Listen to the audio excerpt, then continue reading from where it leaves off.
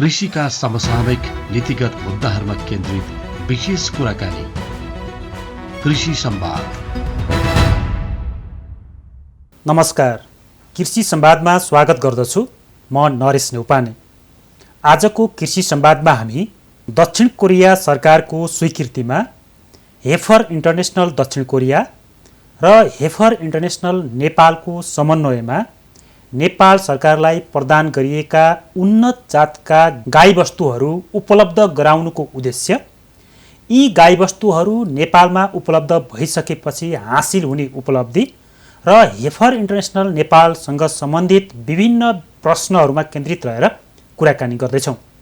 कुराकानीका लागि हामीसँग हुनुहुन्छ हेफर इन्टरनेसनल नेपालका कार्यक्रम निर्देशक डाक्टर तीर्थराज रेग्मी।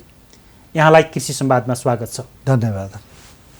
सबैभन्दा पहिले यहाँहरूले बिहिबार मात्रै दक्षिण कोरिया सरकारको स्वीकृतिमा हेफर इन्टरनेसनल दक्षिण कोरिया र हेफर इन्टरनेसनल नेपालको समन्वयमा नेपाल सरकारलाई जुन उन्नत जातका गाईवस्तुहरू र साँडे उपलब्ध गराउनु भयो, यसको मुख्य उद्देश्य के हो? यहीँबाट कार्यक्रमको प्रारम्भ गरौँ। नेपाल चाहिँ क्षेत्रफल अनुसार गाईवस्तुको पशुको सङ्ख्या बढी भएको, खास गरेर गाईवस्तुको हकमा चाहिँ सङ्ख्या बढी भएको, तर उत्पादकत्व एकदमै कम भएको देशमा पर्छ। हजुर।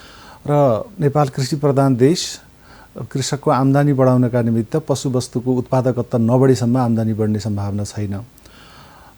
नेपालको करिब अहिले पनि हेऱ्यो भने 73 लाख जति गाईवस्तु रहेछन् नेपालमा, गाई गोरु गरेर। त्यो मध्येको 15% यो क्रस ब्रिड छ, अर्ध उन्नत भनौँ, क्रस ब्रिडिङ गराएर 15% चाहिँ अलि दुधालो गाईहरू छन्। र त्यसको उत्पादकत्व भन्नाले एक बेतमा करिब 10 महिनामा 3000 लिटर जति, अझ 2800 लिटर भन्ने छ। अझ 2800 लिटर मात्रै दुध उत्पादन रहेछ। मैले यो कुरा यो हाम्रो लोकल गाईको गरेर आएको छैन। यो विकासी भनेको यो क्रस ब्रिड गाईको उत्पादकत्व पनि जम्मा 2800 लिटर प्रति बेत रहेछ। हजुर। विकसित देशमा हेऱ्यो भने यो हजारौँ लिटर छ।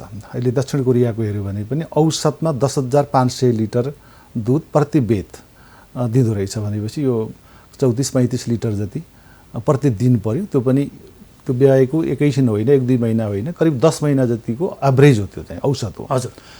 अनि हामीले के सोच्यौँ भने नेपालको गाईवस्तुको उत्पादकत्व बढाउनका निमित्त एउटै मात्रै उपाय भनेको यसमा क्रस ब्रिडिङ गर्ने, त्यो एकदमै राम्रो उन्नत नस्लको बहरहरू को सिमेन प्रयोग गर्ने र जहिलेसुकै बाहिरबाट सिमेन ल्याउनुको सट्टा नेपालमा गाई पनि ल्यायो, बहर पनि ल्यायो भने यो प्योर ब्रिडको उन्नत नस्लको 100% नै उन्नत नस्लको चाहिँ गाईवस्तुहरू, यो बाछाहरू जन्मिन्छन् र त्यसले नेपालभरिको यो क्रस ब्रिड गाईको पपुलेसनलाई, गाईको सङ्ख्यालाई चाहिँ यसले पुग्छ, एउटा प्रजनको निमित्त चाहिँ त्यो सिमेन पुग्छ। त्यस्तो भयो भने एउटा पुस्ता एक पछि अर्को पुस्ता चाहिँ यो उत्पादनशील वस्तुहरू जन्मिन्छन् र त्यसले किसानको आम्दानीलाई बढाउँछ भन्ने उद्देश्यले हामीले यो पहल गरेका हौँ। जस्तो यहाँहरूले 101 वटा गाई 20 वटा साँडे चाहिँ नेपाल सरकारलाई उपलब्ध गराउनु भयो, होइन? हजुर। यसको यो सहयोगको एउटा यो निरन्तरको सहयोग हो वा यो सहयोग कसरी जुट्यो, यसको पृष्ठभूमि के हो? यो दोस्रो विश्वयुद्धताका थुप्रै देशमा एफआरले यो उन्नत नस्लका पशुवस्तुहरू सहयोग गर्यो। त्यो मध्येको एउटा देश कोरिया पनि रहेछ। कोरियामा उन्नत नस्लका पशुहरू उपलब्ध गराएको हुनाले त्यो एफआरले उपलब्ध गराएका पशुहरूको जगमा अहिले एउटा ठुलो उपलब्धि दक्षिण कोरियाले हासिल गर्यो। उहाँहरूले अहिले पनि भन्नुहुन्छ कि हाम्रो अब उन्नत नस्लको वस्तु आएको चाहिँ फर्स्ट टाइम चाहिँ त्यहाँ एफआरबाट हो र त्यसलाई हामीले विस्तार गर्दै गएर अहिले चाहिँ संसारको तेस्रो बढी उत्पादकत्व भएको गाई भएको देशमा पर्दो रहेछ। अहिले हामीले केही समय अगाडि, केही वर्ष अगाडि हेफर इन्टरनेसनलले आफ्नो शाखा कोरियामा पनि खोल्यो।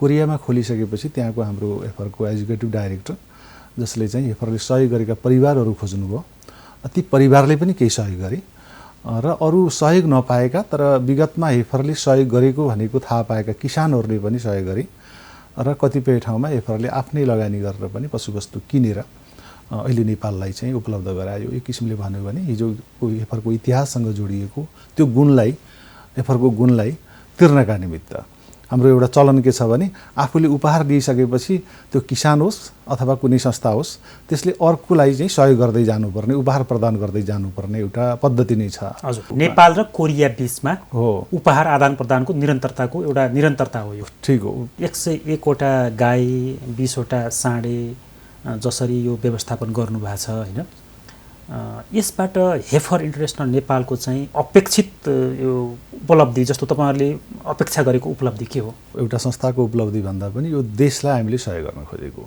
हामी सुरुकै दिनदेखि एफरको एउटा कार्यपद्धति कस्तो छ भने सरकारले लक्षित गरेका कुराहरू त्यहाँ कसरी सहयोग पुर्याउन सकिन्छ। अब खास गरेर अहिले हेऱ्यो भने कृषि विकासको रणनीति जुन नेपाल सरकारको छ त्यो रणनीतिमा तालमेल हुने गरी त्यसलाई सहयोग पुग्ने गरी हाम्रा कार्यक्रमहरू, हाम्रा परियोजनाहरू बनाउँछौँ। अहिले सरकारको दुधमा, मासुमा र अरू कृषिजन्य वस्तुमा चाहिँ देशलाई आत्मनिर्भर बनाउने एउटा लक्ष्य छ। हजुर, त्यो लक्ष्यमा अब हामीले खास गरेर मासु र दुधमा हाम्रो तर्फबाट के सहयोग गर्न सक्छौँ भनेर हामी निरन्तर रूपले लागिरहेका छौँ। अब खसी बोकाको हकमा त हामीले एउटा करिब यो 1 दशकमा ठुलै सहयोग गऱ्यौँ र यति धेरै उत्पादन भयो, उत्पादकत्व बढ्यो कि अहिले नेपाल खसी बोकाको हकमा करिब आत्मनिर्भर बनेको छ। विदेशबाट चोरी निकासी भए छुट्टै कुरा हो, नत्र हाम्रो सङ्ख्याले, हाम्रो उत्पादनले खसी बोकाको मागलाई चाहिँ पुर्याउँछ। अहिले जस्तो पहिले खसी बोकाको जुन नेपाली बजारमा जुन डिमान्ड थियो र बाहिरबाट पनि आयात हुने गर्थ्यो, त्यो बिस्तारै त्यो घटेको छ र आज चाहिँ खसी बोकाको सन्दर्भमा चाहिँ नेपाल एउटा आत्मनिर्भर भएको छ होइन। जस्तो यो दुग्धजन्य पदार्थमा पनि नेपालले के प्रगति हासिल गरेको देखिन्छ। यसमा चाहिँ हेफर इन्टरनेसनलको भूमिका के छ? खसी बोकाको हकमा एउटा इतिहासतिरै जाउँ। 2012 आजभन्दा 10 वर्ष अगाडि कृषि मन्त्रालयमा हाम्रो सिइओ र हाम्रो सिनियर भाइस प्रेसिडेन्ट जो नेपाली नै हुनुहुन्छ डाक्टर महेन्द्र लोहनी, उहाँहरूसँग मिटिङ भएको बेलामा त्यो बेला 5 लाख खसी बोका अहिले पनि एउटा फर्मल नाकाबाट औपचारिक हिसाबले नै नेपालमा भित्रिरहेको छ भन्ने कुरा सुनेपछि त्यो बेलाको हाम्रो लिडरसिपले, हेफरको लिडरसिपले चाहिँ यसलाई आयात प्रतिस्थापन गर्न के गर्नुपर्छ त्यस्तो खालको परियोजनाहरू बनाउनु भन्ने खालको हामीलाई एक खालको गाइडेन्स भयो। त्यसमा टेकेर हामीले 1,38,000 परिवारलाई लक्षित गरेर खसी बोकामा नेपालमा आयात हुने खसी बोकाको 30% भनेको कम्तीमा 1.5 लाख खसी बोका थप बजारमा पुर्याउने। दुधको हकमा त्यो बेला 4 लाख लिटर दुध चाहिँ प्रतिदिन चाहिँ अभाव रहेछ नेपालमा, बाहिरबाट आउँदो रहेछ। त्यसको कम्तीमा 10% भनेको 40,000 लिटर प्रतिदिन थप चाहिँ बजारमा पुर्याउने। अनि ती 1,38,000 परिवारको चाहिँ सहजै ढङ्गले चाहिँ जीवन चल्ने किसिमको एउटा आम्दानी पनि त्यहाँ माथि पुर्याउने। त्यसका निम्ति मासु, डेरी, खसी बोका, डेरी, तरकारी र खास गरेर यो लोकल कुखुराको क्षेत्रमा अरू पनि ठाउँअनुसार चाहिँ जे उपयुक्त हुन्छ त्यसमा सहयोग गरेर एउटा ती परिवारलाई गरिबीको एउटा रेखाबाट माथि ल्याउने, सहजै जीवन चलाउन सक्ने किसिमको आम्दानी पुर्याउने। अर्को ग्रासरुट लेभलमा स्थानीय तहमा त्यो काम गरिरहेको बेला देशको अर्थतन्त्रलाई, राष्ट्रिय अर्थतन्त्रलाई पनि सहयोग पुर्याउने, त्यो इम्पोर्ट सब्स्टिट्युसन मार्फत, आयात प्रतिस्थापन मार्फत हामीले त्यो लक्ष्य लिएर परियोजना सुरुवात गऱ्यौँ। र त्यसैको फलस्वरूप अहिले चाहिँ हामी अब नेपाल सरकारको, अब हाम्रो नेपाल सरकारले खास गरेर हेफरले काम गरेको कम्युनिटीलाई चाहिँ पुरस्कृत गरेको पनि छ। यो विगतको दशैँमा, अहिलेको दशैँमै हेऱ्यो भने, दशैँको सिजनमा हेऱ्यो भने हामीले प्रवर्तन गरेका सहकारी त्यो परियोजनाका सहभागीहरूले 2,48,000 खसी बोका दशैँमा मात्र बेच्नुभयो। यो हिसाबले हामीले जुन 1.5 लाख खसी बोका भनेका थियौँ अहिले त 1.5 लाख होइन, सङ्ख्याको हिसाबले करिब 3 लाख भन्दा पनि बढी प्रति वर्ष थप बजारमा आएको छ। र त्यो सङ्ख्या मात्रै होइन, हिजो 2 वर्ष पाल्दा करिब चाहिँ 30 केजी खसी पुग्थ्यो भने अहिले 10 महिनामा 30 केजी भन्दा बढी पुगेको अवस्था भनेको यसमा हेफर इन्टरनेसनलको महत्त्वपूर्ण भूमिका रह्यो। हामीले त्यो नेपालमा खसी बोकाको आयात प्रतिस्थापन गर्न र यसलाई आत्मनिर्भर बनाउनका निमित्त मलाई लाग्छ नेपाल सरकारले पनि हामीलाई रेकग्नाइज गरेको छ। हामीले एउटा ठुलो नै योगदान पुर्यायौँ भन्छौँ। जस्तो यी जति पनि गाईबस्तुहरू अस्ति यहाँहरूले बिहिबार मात्रै नेपाल सरकारलाई जुन यहाँहरूको पहल कदमीमा हस्तान्तरण गरिए, ती गाईबस्तुहरूको नेपालको जस्तो हावापानी, यहाँको पालन पोषण होइन, यहाँको हावापानीमा ती टिक्ने नटिक्ने यो कुराको अध्ययन गर्नुभएको छ यहाँहरूले वा के पाउनु भएको छ? हामीले गहिरोसँग अध्ययन गरेका छौँ। त्योभन्दा अगाडि जुन यसको प्रतिफल खसी बोकामा जुन देश आत्मनिर्भर बन्यो, अहिले हाम्रो उद्देश्य दुधमा पनि देशलाई आत्मनिर्भर बनाउने, अझ सुदूर भविष्यमा अझ धेरै केही वर्षपछि त त्यसलाई निर्यात गर्न पनि सक्ने अवस्थामा पुर्याउने हो।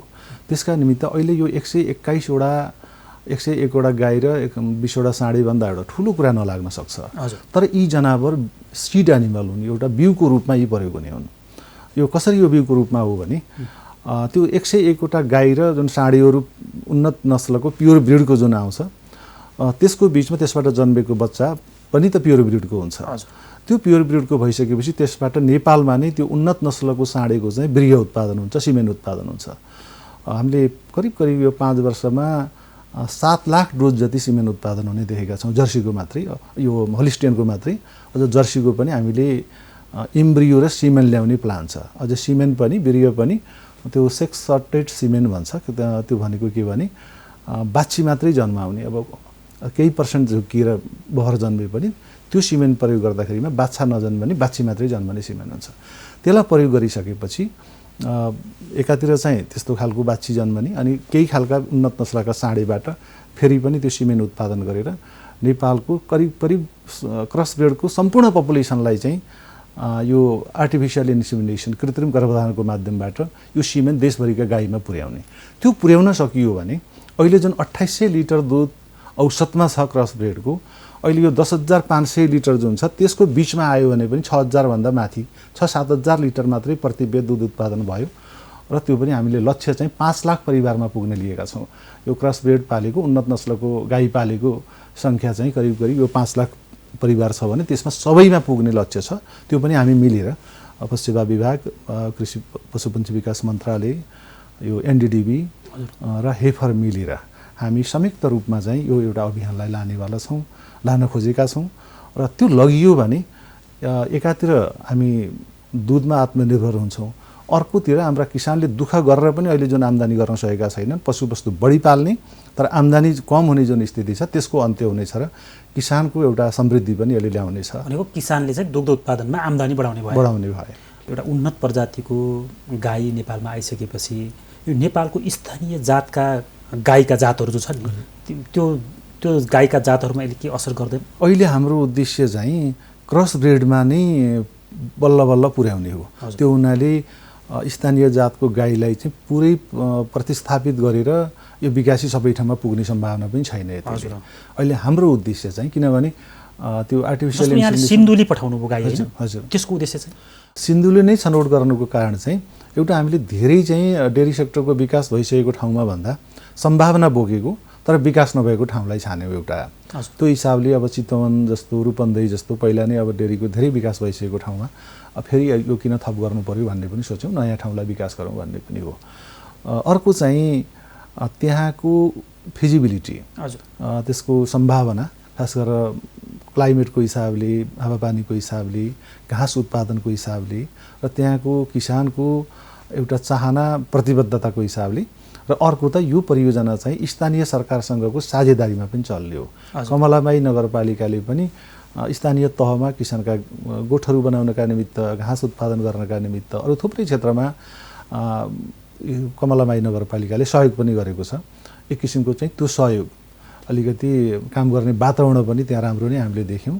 र यो हामीले एक्लै छनौट गरेको भन्दा पनि पशु सेवा विभागका त्यहाँका विशेषज्ञहरू र हेफरले संयुक्त रूपमा गएर हेर्दाखेरिमा चाहिँ उपयुक्त हुन्छ भन्ने ठानेर हामीले सिन्धुलीलाई छनौट गऱ्यौँ। यहाँहरूले सिधै किसानलाई हस्तान्तरण गर्ने हो कि गर्नुहुन्छ कि गर्नुभयो कि वा यसको चाहिँ जस्तो स्थानीय त्यहाँको त्यो कमलामाई नगरपालिकाले नै यसको व्यवस्थापन गर्छ कि यसको पालन पोषण कसरी अगाडि बढ्छ?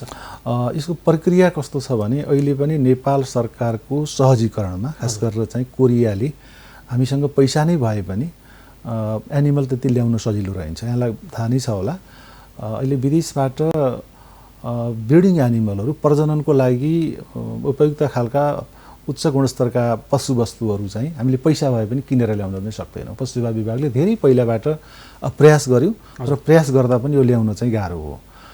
त्यसले गर्दा हामीले यो साउथ कोरियामा जनावरहरू तयार गरिसकेपछि पनि त्यो बिना कोरिया सरकारको स्वीकृति बिना यहाँ ल्याउन चाहिँ मिल्दो रहेनछ। त्यो कारणले खास गरेर अहिले कृषि तथा पशुपन्छी विकास मन्त्रालय, सचिवजीलाई त्यसको लागि चाहिँ आभारै व्यक्त गर्छौँ हामीले। उहाँले चाहिँ यसलाई पछिल्लो कालमा यसको प्रक्रिया पनि अलिकति उहाँले फिगर आउट गर्नुभयो। त्यसपछि कृषि तथा पशुपन्छी विकास मन्त्रालयले परराष्ट्र मन्त्रालयलाई चिठी लेख्यो। परराष्ट्र मन्त्रालयले यहाँको कोरियाको राजदूतावास मार्फत एक खालको पत्राचार गरेर कोरिया सरकारको स्वीकृति लिएर हामीले यो पशुवस्तु नेपालमा ल्यायौँ। यो हिसाबले हेऱ्यौँ भने हेफर दक्षिण कोरियाले नेपाल सरकारलाई चाहिँ हस्तान्तरण गर्यो अनि नेपाल सरकारले कृषि तथा पशुपन्छी विकास मन्त्रालयले कमलामाई नगरपालिकालाई चाहिँ पशुवस्तु हस्तान्तरण गर्यो। अब केही पशुवस्तु त नेपाल सरकारका फर्ममा जस्तो साँडीहरू सबै नेपाल सरकारको फर्ममा रहन्छ, त्यो मध्येको 20वटा गाई पनि नेपाल सरकारका विभिन्न फर्महरूमा रहन्छन्। अब त्यहाँ गइसकेपछि यसको पालन पोषणको जुन कुरा गर्नुभएको छ, यो हामीले चाहिँ पशुवस्तु गाउँमा पठाएर हामी अब चाहिँ पुरा कानमा तेल हालेर बस्ने स्थिति हुँदैन, त्यसरी सफल पनि हुँदैन। यसमा हामीले एउटा मिल्की वे भन्ने एउटा दुधको चाहिँ क्षेत्रमा डेरीको सेक्टरमा चाहिँ देशलाई नै रूपान्तरण गर्ने खालको यो परियोजना भएको हुनाले यसलाई हरेक हिसाबले चाहिँ यसमा कमजोरी नहोस् भनेर हामीले एउटा परियोजना पनि करिब तयार गरेका छौँ। त्यसलाई फाइनल गर्न बाँकी छ। यो मिल्की वे परियोजनाबारे पनि अलिकति मिल्की वे भनेको यो परियोजना नै हो, यसलाई नै विस्तार गर्ने, त्यसलाई सिन्धुलीलाई एउटा देशभरिको यो डेरी मोडल भिलेजको रूपमा त्यसलाई विकास गर्ने, त्यसबाट उत्पादन भएका एकदमै उच्च गुणस्तरका बहरहरू चाहिँ नेपाल सरकारका फर्महरूमा पठाउने, त्यहाँ उत्पादन भएका बाछीहरू अहिले जस्तो 101 भए पनि पहिलो त कोरियाबाट नै, हिजो पनि हाम्रो कोरियाको एक्जिक्युटिभ डाइरेक्टरले भन्नुभयो यो 101 भनेको चाहिँ सुरुवात रहेछ कि उहाँहरूको चलनमा चाहिँ यो चाहिँ बिगिनिङ रहेछ। त्यो हुनाले 101 भन्दा बढी भविष्यमा पनि आउनेछन्। एउटा अर्को चाहिँ यहाँ किसानलाई वितरण गरेको जुन पशुहरू छ त्यसले उत्पादन दिइसकेपछि हाम्रो जुन पासिङ अन द गिफ्ट उपहार प्रदान गर्ने चलन छ, यसलाई चाहिँ एउटा समूहले एउटा परिवारले फेरि अर्को परिवारलाई चाहिँ उपहार प्रदान गर्दै जानेछ र यो धेरै परिवारमा पुग्नेछ। त्यो हिसाबले हामीलाई केही समयपछि 500 परिवारमा यो पुग्छ भन्ने छ। त्यसो भइसकेपछि त्यहाँबाट उत्पादन भएका गाईहरू, त्यहाँबाट उत्पादन भएका बहरले को सिमेन्ट प्रोडक्सन गरेर देशव्यापी रूपमा बनाउने अनि प्योर ब्रिड चाहिएको ठाउँमा चाहिँ हामीले ती गाईहरू पनि त्यहाँबाट चाहिँ बाहिर पठाउन सक्ने, देशभरि देशका अन्य ठाउँमा पठाउन सक्ने सम्भावना हुन्छ र यसलाई देशलाई नै छिचोल्ने किसिमले हामीले काम गर्न खोज्दैछौँ। कुन प्रजातिका गाईहरू हुन् र यी गाईहरूको मूल्य चाहिँ कस्तो पर्छ? यी गाईहरू अहिले ल्याएको हिजो एउटा मात्रै बहर जर्सीको आयो, अरू सबै होलिस्टिन जातको। होलिस्टिन जात भनेको संसारमा सबैभन्दा बढी दुध दिने जात हो र त्यो पनि कोरियामा पुस्तादेखि छनौट गरेर अत्यन्तै राम्रो उत्पादकत्व भएको मात्रै हामीलाई प्रदान गरेको छ। कोरियाको एउटा चलन के रहेछ भने कुनै उपहार दियो र कमजोर दियो, राम्रो दिइएन भने त्यसले देशको नै बेइज्जत हुन्छ भनेर राम्रो मात्रै उपहार दिने चलन रहेछ। यो हिसाबले यहाँ आएको जस्तो अब 2टा साँडे अहिले भर्खर सिमेन्ट उत्पादन गर्ने खालका छन्, ती जहाजमा नअटेर अहिले पहिलो खेपमा हामीले ल्याउन सकेनौँ, अब आउँदैछन्। त्यो एउटा साँडे भनेको चाहिँ त्यहाँको सबैभन्दा बढी दुध दिने गाईको साँडे रहेछ कि त्यो भनेपछि अत्यन्तै उत्पादकत्व भएका छन्। अब त्यो उत्पादकत्व भएको साँडेहरू भएको कारणले गर्दा यसको मूल्य पनि हामीले सोचे भन्दा बढी छ। जस्तो गाईको मूल्य $3000 भनेको करिब 4 लाख जति त्यहाँ नै पर्दो रहेछ बाछीको मूल्य, कोरियामै त्यति पर्दो रहेछ। साँडेको मूल्य भनेको चाहिँ $2,60,00,000 चाहिँ $2 लाख पर्दो रहेछ त्यहाँ नै किन्दा। भनेपछि यहाँसम्म ल्याउने खर्च पनि हेऱ्यो, सबै खर्च हेऱ्यो भने त्यो निकै महँगो छ। यसो हुनाले यो बिउको रूपमा हामीले प्रयोग गर्ने हुनाले एकदमै राम्रो गुणस्तरको आएको छ र यसलाई विस्तारित गर्न सक्यौँ भने यो यतिवटा सङ्ख्या अहिले आयो भन्ने भन्दा पनि यसले देशको सिङ्गो गाईको यो उन्नत नस्लका गाईको सङ्ख्यालाई चाहिँ प्रजनन गराएर सबै गाईको उत्पादकत्व बढाउनेले सहयोग पुर्याउनेछ। यहाँले आफ्नो महत्त्वपूर्ण समय कृषि संवादलाई उपलब्ध गराउनु भयो, यहाँलाई धेरै धेरै धन्यवाद। धन्यवाद यो अवसर दिनुभएकोमा। आजको कृषि संवादमा हामीले कुराकानी गऱ्यौँ हेफर इन्टरनेसनल दक्षिण कोरिया र हेफर इन्टरनेसनल नेपालको समन्वयमा दक्षिण कोरिया सरकारको स्वीकृतिमा नेपालले प्राप्त गरेका गाई तथा साँडेहरूको सन्दर्भ र यो गाई तथा साँडे नेपालमा प्राप्त भइसकेपछि यसबाट हासिल हुने उपलब्धि लगायतका विषयहरूमा केन्द्रित रहेर हामीले कुराकानी गऱ्यौँ। हामीसँग हुनुहुन्थ्यो हेफर इन्टरनेसनल नेपालका कार्यक्रम संयोजक डाक्टर तीर्थराज रेग्मी। आजलाई कृषि संवाद यति नै। हामी सबैलाई आज्ञा दिनुहोस्। नमस्कार। कृषिका समसामयिक नीतिगत मुद्दाहरूमा केन्द्रित विशेष कुराकानी कृषि संवाद।